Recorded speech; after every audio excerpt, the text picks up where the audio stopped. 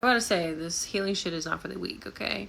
That's why people end up in karmic cycles like I did over and over again, because doing the work can be very difficult. I would say today was kind of difficult. Breaking this karmic cycle, like I mentioned in the other video, is not easy, but it's easier because I've been knowing that I've been needing to do this, so I've already kind of know what I need to do. A lot of it just has to do with like pouring into myself and giving to myself at this moment. I know the things that I want to improve in my life, so I'm steadily working on those things. Me, the inner dialogue is really challenging sometimes, and I don't want to make a habit of just getting on here and talking to y'all when I'm facing like some inner conflict or challenge. As I was going through my videos and like drafts and stuff, that I usually do want to hop on here and talk about the negatives, when that's not everything that I take out of each situation. You know, I want to be authentic. I do actually find things to be grateful for, even when situations don't play out the way that I wanted them to.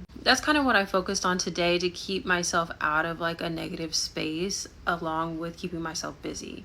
Eating a little bit healthier today so that I don't feel like shit physically in my body. I kind of want to make videos about like this process. Maybe I should share some things that I learned from my last relationship. I'm not just complaining about the person, and I can actually like flip the perspective. This is how I transmute negative energy. I find a way to make it work for me for my greatest benefit, so that I can move on with the least amount of resistance. I feel like I've been in lots of relationships, okay? And they used to be really bad. You know, like I've been through lots of hard relationships, you know, like abuse and things like that. Lots of cheating and stuff like that it scars you, you know. Every lesson gets a little bit easier. Like, of course, my standards raise a little bit more every time, and so it wasn't anything like that, but it was just a lack of trust there, and I was right, you know, to not trust him, because, you know, the way things played out. I would say that I'm grateful that it was a relatively easy relationship as far as temperament and things like that. And I think that also is attributed to the fact that I've learned over the years to control my emotions a lot better. I didn't react to situations the same, so I can genuinely see the growth that I've had. I can also appreciate the individual characteristics of the person that I was around. He was very big on following his dreams and his goals, and not losing sight of like the bigger vision of his life. And I feel like I was very inspiring. While I did assume the role of supporting his more than my own, like I normally do in relationships, I will say that it definitely shined a light kind of back to me on like, well, what am I wanting to accomplish? What are my biggest dreams? I feel like they've changed over the years. What do I need to do to get there on a day-to-day basis? It became like more of a prevalent thought for me.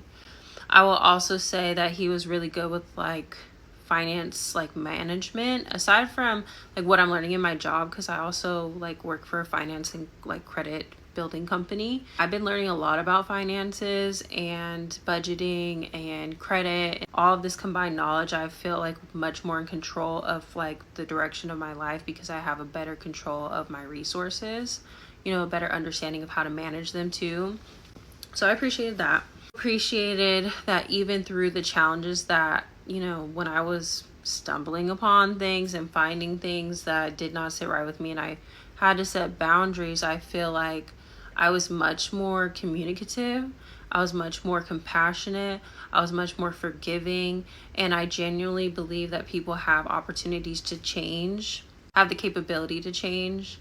And I gave that person the opportunity to, and whether they took it or not, that's on them.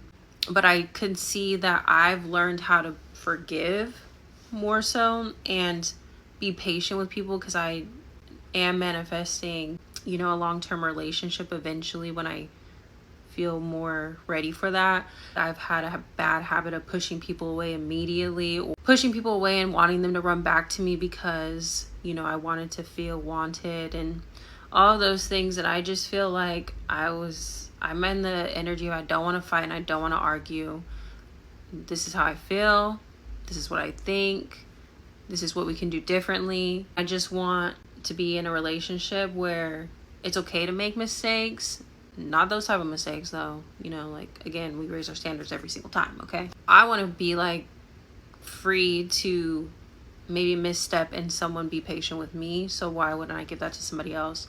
Also, I can apply that lesson to being forgiving of myself, you know, because I'm very, like I said, I have a very harsh inner critic. I feel like I become stagnant in my life in some areas because I can't let shit go when it comes to my own fuck ups. You know, even like getting in this relationship, I go back and forth between like I knew better and I'm beating myself up to also you learned a lot of things. Like I said, this is how we transmute energy. And I can also forgive myself for engaging in something when I felt like it wasn't necessarily right to do so. Like the timing in my life wasn't right and the timing in their life wasn't right, but yet we still move forward with it. That's okay, because that just means that there were lessons that you needed to learn. Even though you feel like, damn, I've gone through this before, it's like, obviously it didn't stick last time, so let's run it back. And that's okay, because I'm human and I make a fucking mistake.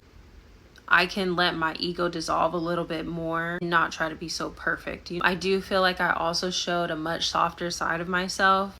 At one point in past relationships, I felt like I had something to prove to myself, that I could be self-sufficient, that I could do things by myself. I was very in my masculine energy, and I feel like in this relationship I softened up a lot, not necessarily because of them, but just where I'm at in my life. Also knowing just my natural temperament is not, I'm not a very, I wouldn't say I'm not a nice person, but like, I don't enjoy being in masculine energy. I'm a actually very feminine energy type of person. I'm very creative. I'm very flowy. I'm very like emotional. And like, I learned that if I'm not in that state, if I feel like I don't feel safe enough to be that way with you, I don't want to be around you. So I softened up initially. And then like, as the relationship progressed and I didn't feel safe, you know, because of circumstances, I just realized that like, this is, being in that energy where I feel like I'm overcompensating, or I'm over, you know, I'm like putting into more effort than the other person, or, you know, like I just don't feel emotionally safe. Like, I know to set those boundaries, you know.